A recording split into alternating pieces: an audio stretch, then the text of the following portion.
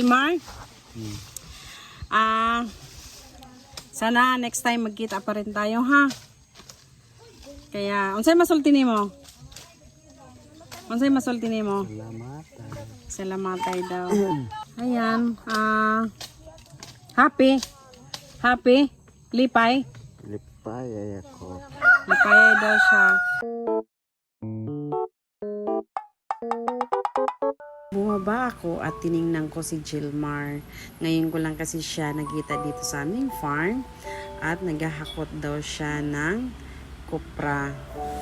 Si Jilmar ay walang anak at walang asawa at hindi niya alam ilang taon na siya. Kagwapo ni mo, Sir Oy, oh. Gapuhay ka. Pila adlaw ni mo dire? Sa pag Pila adlaw ni mo dire pag kuan? Hindi kang kuya. Kasi kuya sila kuan kanak. Way kuan, way price kung pila ang sako. Guys, nahiya siya.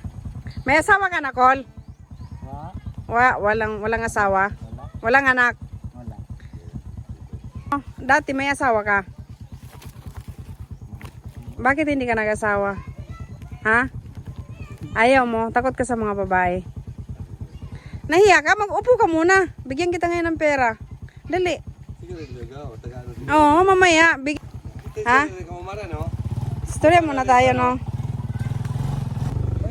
Guys, ito yung ano niya. Yung trabaho niya. Naghahakot ng kopras. Naghahakot ng kopras. Magkano yung ano? Yung ganito? Isang sako. Ha? Mga 100? 50? 100 siguro yan eh. 100? Gwapo niyang Col. Col, ay taka Col. Ha? Kulot-kulot man natin.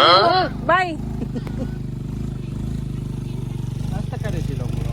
Oo. Gwapo. Guys. Magalawang kanakat. Ha? Hindi nagsabi sa'yo? Gwapo Wah, niyang Col, bye. Ito yung ano, hanap buhay niyang Col. Grabe. Isang araw pa mo ito Col, karito. Oo. Isang araw. Oo, diya. Doon sa bukid. Kanino to, kopras? Kapil gapon na ni. Yung mayari dito. Matagal na itong trabaho mo, boss. Oo. Kaninang umaga, anong oras ka nag-umpisa? Sayo pa. Sa'yo pa? Oo, sayo pa ko diya. Ila ko ang dondon. Ato man yan nagikinila ko dondon man eh. Lain man. Lain man na address tabok ko boss. Iba daw yung sa kabilang farm, iba din daw dito. Sino ang nagtrabaho nito? John Biroy. Si Junjun. Ikaw hindi ka nagtrabaho, naghahakot ka lang. Oo. Hindi ka marunong maglugit or Dili. Di ko baluano. hindi ka talaga marunong. Ba't hindi ka nag-asawa, Col? Walang babae? Di sa ko kay. Say, disa ko. Ayaw pa daw niya. Bakit ayaw mo pa? Ilang taon ka na ba? Ha? Napit na 20 ak daw ko rin. Hindi mo alam kung ilang taon ka na? Hindi mo alam kung ilang taon ka na? Wala ka balo, pilagay mong edad. Dapat Col, mag-asawa ka para... Sino nga yung pangalan mo? Jilmar Siban. Siya po si Jilmar? Oh, Siban. Jilmar Siban. Tapos hindi niya alam kung ilang taon na siya, 20 ba o 40. Pero palagay ko parang 40 ka. Ikaw yung panganay sa magkakapatid. Ikaw ang panganay. Kayo yung ka namin mga lumunsan, yung kami nyo naman, mga bubay. Pero may kapatid ka pa nga na nakakatanda sa'yo. Kanang tigulang pa sa'yo mo ba? Wala na. Wala Ikaw gid ang panganay. Ako yung panganay ni Romat. Pero yung papa mo buhay pa rin. Tig pangarit. Yung anak buhay ng papa mo, mga ngarit. Tig pangawit sa biyanang niyok. Tersyador, kumbaga. Doon sa kabilang farm, nandun yung kapatid mo si Longlong. Sumama sa kanila? Hindi. Nag-uban sila ha? Ay, madag sila dato. Ay, marami sila doon. Oo, sila ko lito na dito. Lito. Pero si Longlong hindi siya nagpunta doon. Ito gyapon siya. Amo rin yan kay Baniban mo silang tres. Hasta sila ito. Sino nga yung pangalan mo? Ano? Sorry. Ano yung pangalan mo? Si Gilmar Siban. Jelbar. Jel, kung nag-eskwela ka sa una, O sa una pero yung mundang da ako. pilay grado, ano sa grado nimo? Grade 4 da. Grade 4. Pero marunong ka naman siguro sumulat. Ya. Oh, kung la tarmak lang ka na. Tamheart lang. Tamheart. Tamheart guys. Please subscribe. Jel, yung ano, ang tawag doon. Bakit hindi ka nag-asawa? At kung lagi. Walang babae? Abay ga nilan ko nung gani ka ulan. Ermat na man nga kuwan na. Hindi at na kayo kuwan. Ikaw yung ayaw. Pero may babae. Wala. Madegot. Toyo lang ako lang niya matras. Ay, ikaw lang yung nag-atras. Pero may nagagusto sa'yo. Wow. Walang nagagusto sa'yo. Di ba nag-iisa ka lang? Naghahakot dito. Sino bang naglalagay doon sa karabo ng ano? Sino kasama mo dito? Kudasa. Ikaw lang. Paano mo? Ikaw rin nag-alsa diha. Nagbubuhat. Kaya mo ba? Mga ilang kilo ba itong isang sako? Mga 50 kilos yan. Mga 50 kilos. Sarili mong karabaw yan. Oh.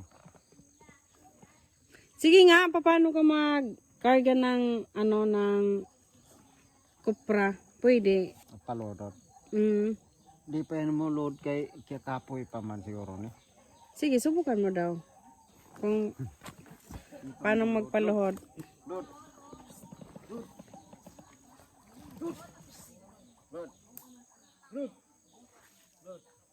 Di pa mo load kay. Ayaw pa. Okay, kaya kapoy pa. Kubutang pagmalo sa loob. Kisa daw niya ani. Ilang araw mo ito hinakot? Yan kasi ng Bernis. Yung Friday pa. Bisugdan na ako ni. Ado lang katapos. Kahapon mo ito inumpisahan. Kahapon. Kuya. Patot. Sige, kumain ka. Ha? Ako ano ko siya ni dato.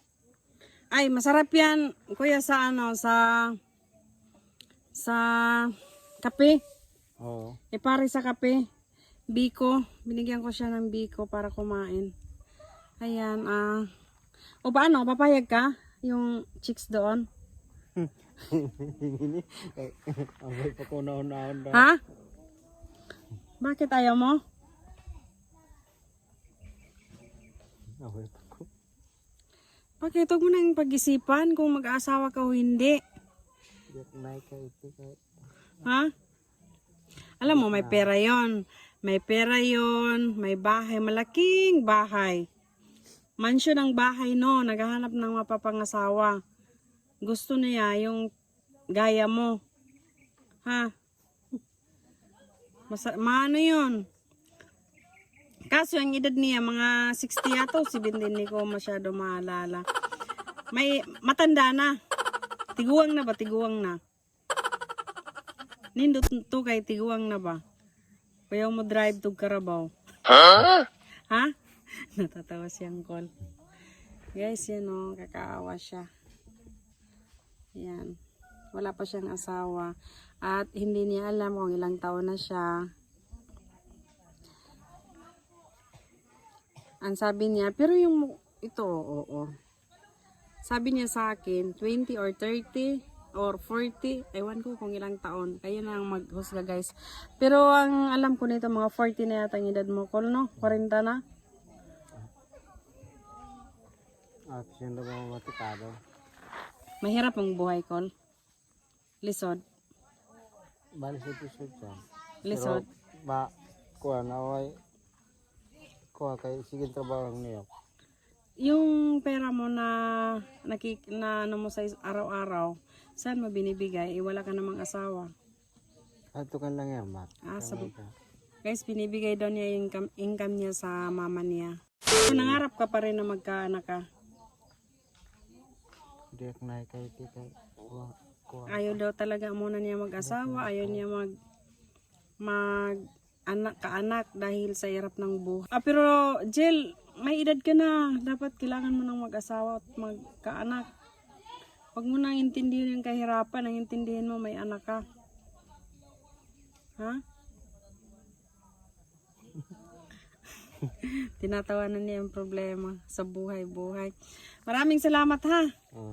Sa ano mo? Sa pagkikipag-usap. Ito kasi si Uncle, malungkot daw ang buhay niya. Hindi siya nakakapagsalita.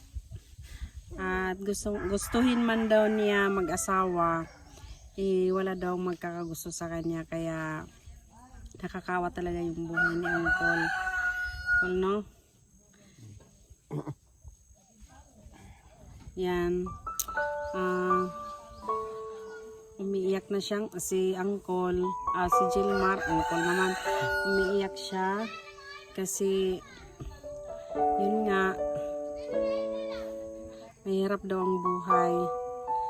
Kaya Gilmar, huwag mo nang intindihin yung kahirapan sa buhay, ang intindihin mo yung may sarili kang pamilya, no? Kaya ayan, malungkot yung buhay niya. Ayan. Dito kasi si Gilmar, siya ang naghakot ngayon ng kupra namin. Siya lang kasi ang bakante ngayon. Kaya ayan, first time ko siyang nakita. At yung dating naghahakot dito ng kupra, nandoon sila sa kabilang farm. Kaya si Gilmar ang naka-assign ngayon dito. At first time ko siyang nakita. Pero, ayan, malungkotin talaga si Gilmar. At hindi siya masyadong nagsasalita. Di ba, Mar? Mag-asawa ka na. Ha? Kapag asawa ang pag-uusapan, nakangiti ka. Ha?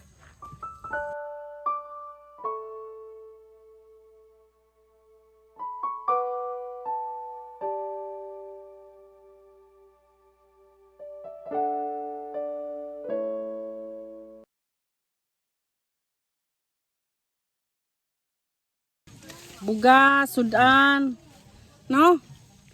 Kaya, mga katamhard, maraming salamat sa suporta ninyo. Kumakain ako ng ng tubo. Ayan, Gilmar.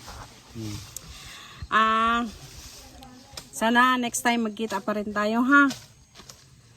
Kaya, unsay masulti nimo? Unsay masulti nimo? Salamatay daw. Ayan. Happy. Lipay Ako. Lipay daw siya, guys. Sige, bye-bye, Gilmar, ha? Bye.